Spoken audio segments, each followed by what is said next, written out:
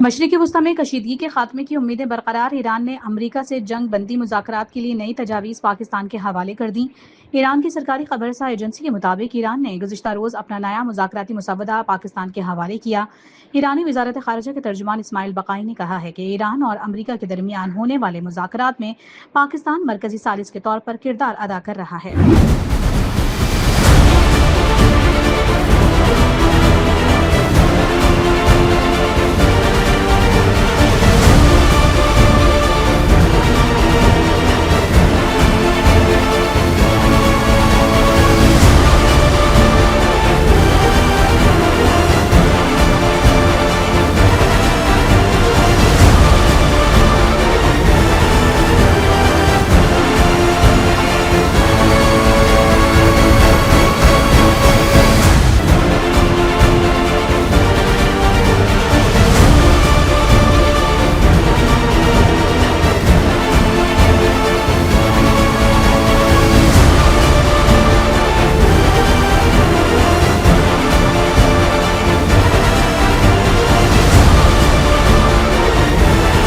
Iran पर नया हमला कितनी ताकत से किया जाए, जंग का दौरानिया कितना होगा, बजट कितना दरकार होगा। सेंटकॉम सरबरा एडमिरल ब्रैड कॉपर की सिचुएशन रूम में अमरीकी सदर डोनाल्ड ट्रंप को ब्रीफिंग। ईरान के खिलाफ इस बार डार्क ईगल हाइपरसोनिक मिसाइलों के इस्तेमाल पर भी गौर। खत्ते में B-1B लांसर बमबार तैयारों की तादाद बढ़ाने का फैसला। अमरीकी क़यादत की आबने हुर्मुज़ पर कंट्रोल से मुतालिक भी मशावरत।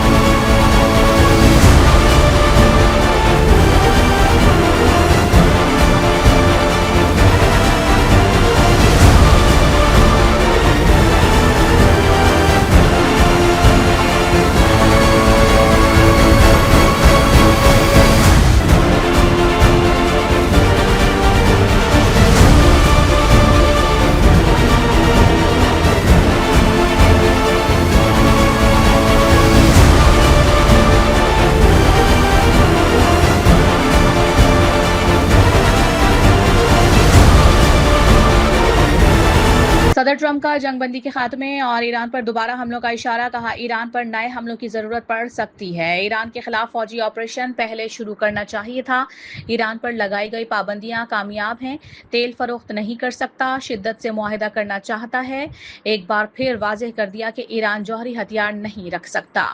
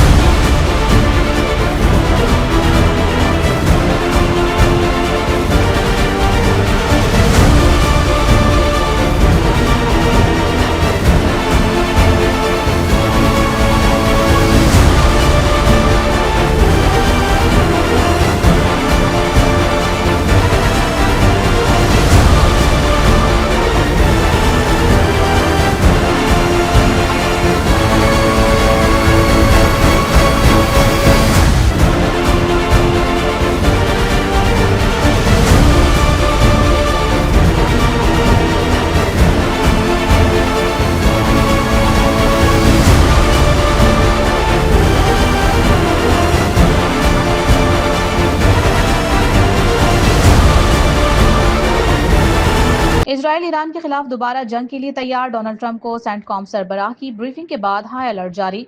इजरायली अखबार के मुताबिक वाशिंगटन फौजी कार्रवाई दोबारा शुरू करने से मुतालिक फैसला जल्द कर सकता है। अमरीका और ईरान के दरमियान जंग बंदी आइंदा हफ्ते तक खत्म होने का इम्कान है।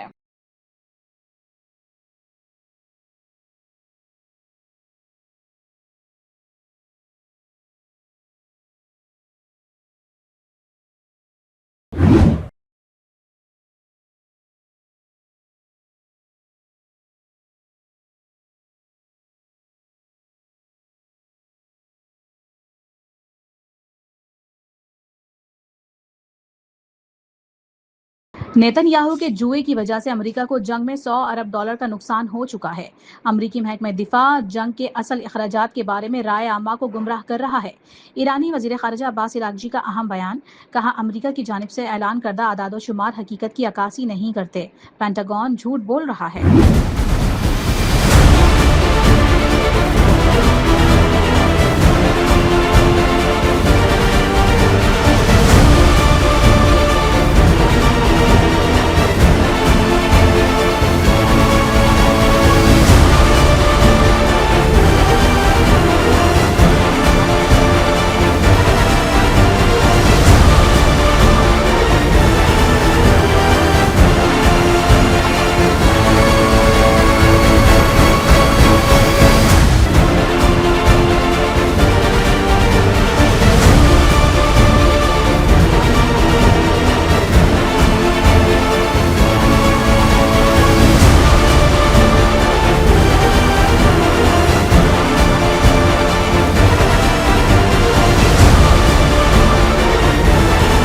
ऐसा असलहा इस्तेमाल करेंगे कि दुश्मन कांप उठेगा, ईरान ने खबरदार कर दिया। नेवल चीफ एडमिरल शहराम ईरानी ने कहा कि जदीद हथियार दुश्मन के बहुत करीब है, उम्मीद है उन्हें दिल का दौरा न पड़े। दुश्मन बुहरा अरब में हुर्मुज की जानिब बढ़ा तो अपना तेज तर रद्द अमल देंगे। पासदारान इनकलाब के कमांडर मजीद मूसवी ने कहा, अगर अमरीका ने ईरान पर हमला किया तो उसके मफादात अड्डों पर तवील और दर्दनाक हमले किए जाएंगे।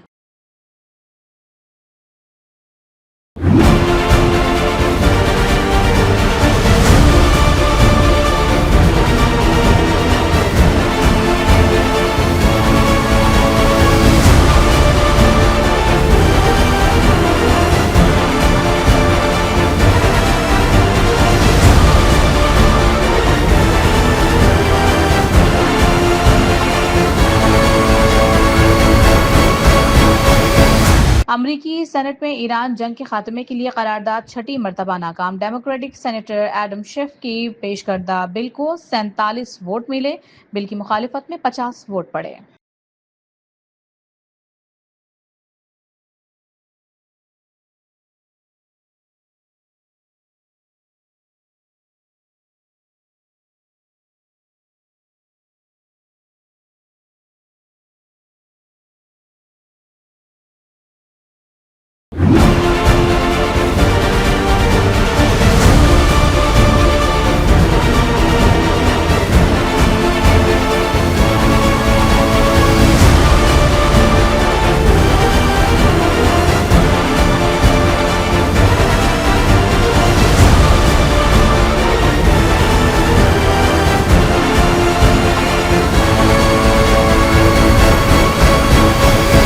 चीनी वजीर खारजा वांग जी और अमरीकी हम मनसब मार्को रूबियो के दरमियान टेलीफोनिक राबता, अपने हुर्मुज और मशरिक वस्ता की सूरत हाल पर तफसीली तबादला ख्याल। चीनी वजीर खारजा ने यह भी वाजे कर दिया कि ताइवान चीन के बुनियादी मफाद का मामला है, अमरीका को अपने वादों पर कायम रहना चाहिए।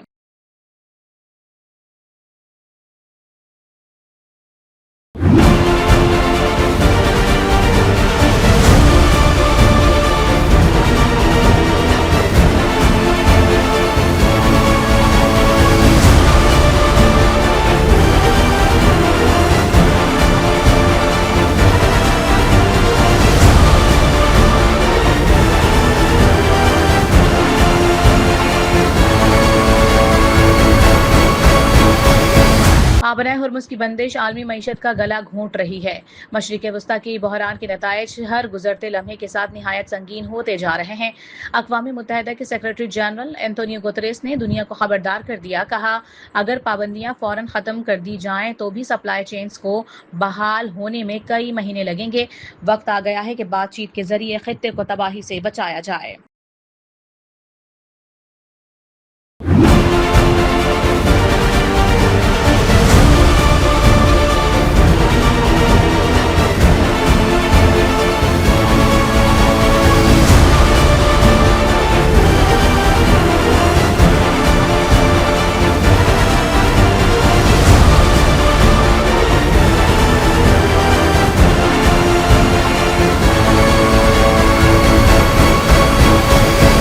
हुकूमत ने पेट्रोलियम मसनूआत की कीमतों में इजाफा कर दिया। पेट्रोल की कीमत में ₹6.51 का इजाफा, नई कीमत ₹399.86 फी लीटर मुकर्रर।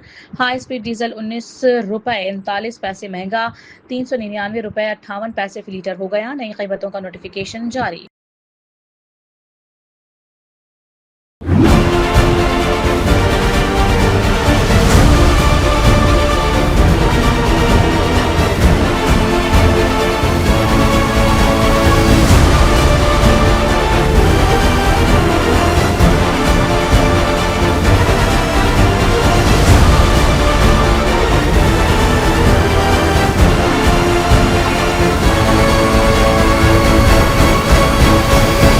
ईरान अमेरिका कशीदगी के बायस आलमी मंडी में खाम तेल की कीमतें बेकाबू हो गईं। ब्रेंट खाम तेल $114 फी बैरल में फरोख्त, WTI $105 फी बैरल पर आ गया। तेल की बढ़ती कीमतों से अमेरिका भी शदीद मुतासिर।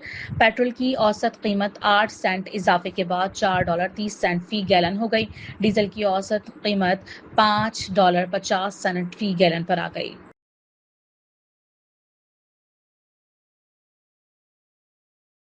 गुज़िश्ता रोज़ LNG मौसूल होने के बाद बिजली की लोड मैनेजमेंट का खात्मा हो चुका है। वज़ीर तवानाई ओवैस लगारी का अहम बयान। कहते हैं 13 से 14 दिन पहले आवाम को लोड शेडिंग का सामना करना पड़ा था। अब पन बिजली से बिजली की पैदावार 6000 मेगावाट तक पहुंच चुकी है। पन बिजली की पैदावार इससे पहले 1000 मेगावाट तक हुआ करती थी। लोड शेडिंग के खात्मे के लिए हमें फर्नेस और ईंधन से चलने वाले प्लांट्स को भी चलाना पड़ा। हफ्तावार बुनियादों पर महंगाई की शरह में इजाफे का सिलसिला जारी है। अप्रैल के आखिरी हफ्ते भी महंगाई की शरह 0.62% बढ़ गई।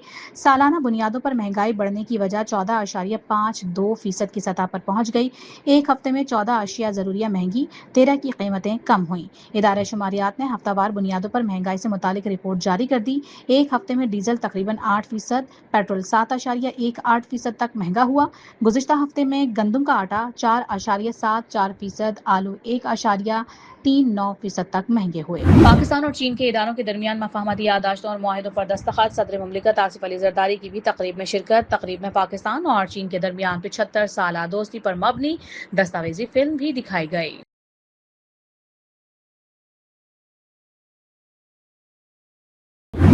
मगर जगह को गिरवी रख दिया। ये भी एक नया बात है कि जब तक आप मालिक नहीं हैं पूरे उसके, आप गिरवी कैसे रख सकते हैं बैंक ऑफ पंजाब के सामने। उससे बैंक ऑफ पंजाब से 3.5 बिलियन 3.5 अरब रुपए का लोन लिया। मशहूर मरूफ स्कैंडल बैंक ऑफ पंजाब का, जिसमें हमेश खान का नाम आपके ज़हनों में होगा। ये लोन भी उन्होंने किया। जिसके पैसे खुद देने थे वो पैसे देने की बजाय उसको जाली तौर पे गिरवी रखकर उससे पैसे बैंक से लेकर CDA को अदा किए, वो भी पूरे नहीं। और उसके बाद ये पैसे अदा किए मगर बैंक से डिफॉल्ट कर गए। बैंक की किस्तें ना दी, बैंक से डिफॉल्ट कर गए और बैंक को का केस नैब पे भेज दिया। नैब ने जब इसी BNP को बुलाया कि आप डिफॉल्टर हैं, तो इन्होंने कहा कि हमारे पास देने के लिए पैसे नहीं हैं, आप वहाँ हमारे पास कमर्शियल कोई चीज़ें, कमर्शियल दुकानें, कमर्शियल प्लेस वो ले लें और कुछ अपार्टमेंट्स ले लें। भाई आप कमर्शियल के तो मालिक ही नहीं हैं, आप तो होटल अपार्टमेंट या होटल सर्विस अपार्टमेंट बना सकते थे। आप तो कुछ और नहीं बना सकते सिवाय चंद परसेंटेज से हटकर कमर्शियल से। उनको पैसे देने की बजाय उन्हें वो जगह देने का वादा कर लिया गया। उसके बाद ये 250 के करीब रहायशी अपार्टमेंट्स अपनी लीज एग्रीमेंट की वायलेशन में यहां बनाए। इस पे उस वक्त भी बहुत शोर उठा। पाकिस्तान में जो एक बहुत बड़े 5 स्टार के मालिक हैं और उनके पाकिस्तान में आधी दर्जन से ज्यादा 5 स्टार होटल्स हैं, उन्होंने सुप्रीम कोर्ट ऑफ पाकिस्तान को खत लिख दिया कि ये प्रोजेक्ट पर बहुत सारे एतराजात उन्होंने उठा दिए। उन्होंने निशानदेही की कि एक इस्लामाबाद के दिल रेड जोन में एक प्लॉट ऑप्शन होता है 70,000 रुपए स्क्वायर यार्ड से, और उसी वक्त रेड जोन से बाहर एक मशहूर मरूफ बिल्डिंग सेंटोरस के नाम से रहायशी अपार्टमेंट्स और कमर्शियल दुकानों के लिए, ऑफिस के लिए नीलाम होती है 1,90,000 स्क्वायर यार्ड पे। मुल्क में कोई भी कानून से बालातर नहीं। वीएन ग्रुप की कंसोर्शियम ने वन कॉन्स्टिट्यूशनल एवेन्यू को लीज पर लिया। वजीर ममलिकत बराए दाखिला तलाल चौधरी की प्रेस कॉन्फ्रेंस। कहा, 3 बड़ी कंपनियों ने वन कॉन्स्टिट्यूशन एवेन्यू की जगह होटल बनाने के लिए लीज पर ली। प्लॉट की बुनियाद पर बैंक ऑफ पंजाब से कर्ज लिया गया। बैंक की एक साथ ना देने पर ग्रुप डिफॉल्ट हो गया।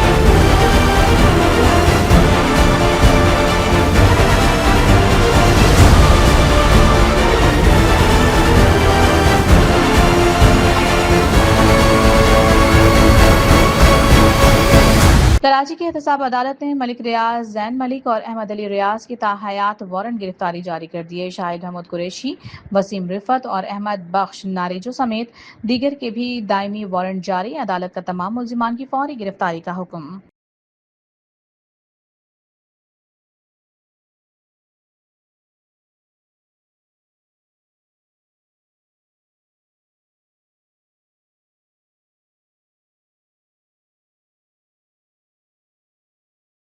खैबर पख्तूनख्वा को हमेशा से एक तजुर्बा गाह समझा गया है, लेकिन अब यह सिलसिला खत्म करना होगा।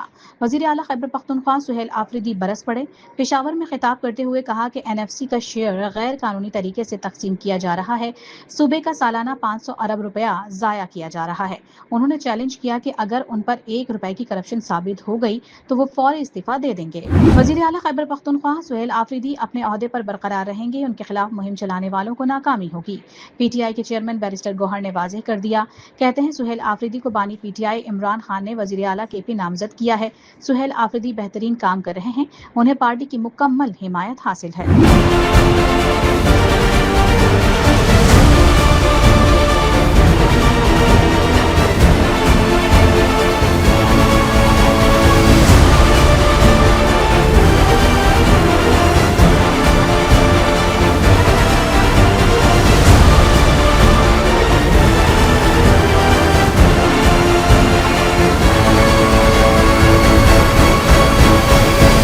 यकम मई मेहनत कशों के लहू पसीने और कुर्बानियों को सलाम। दुनिया भर की तरह पाकिस्तान में भी आज यौम मजदूर मनाया जा रहा है।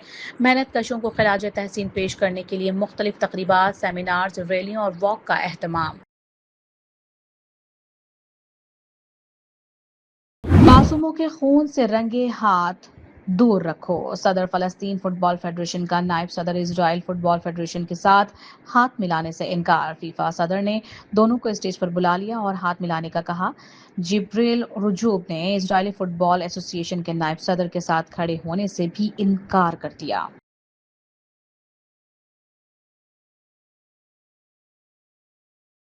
और पाकिस्तान सुपर लीग सीजन 11 दूसरे एलिमिनेटर के लिए कजाफी स्टेडियम लाहौर में मैदान सज गया। हैदराबाद किंग्समैन और इस्लामाबाद यूनाइटेड आमने सामने। मैच से कबल दोनों टीमों की भरपूर प्रैक्टिस। फातेह टीम 3 मई को फाइनल में पेशावर ज़ल्मी से टकराएगी।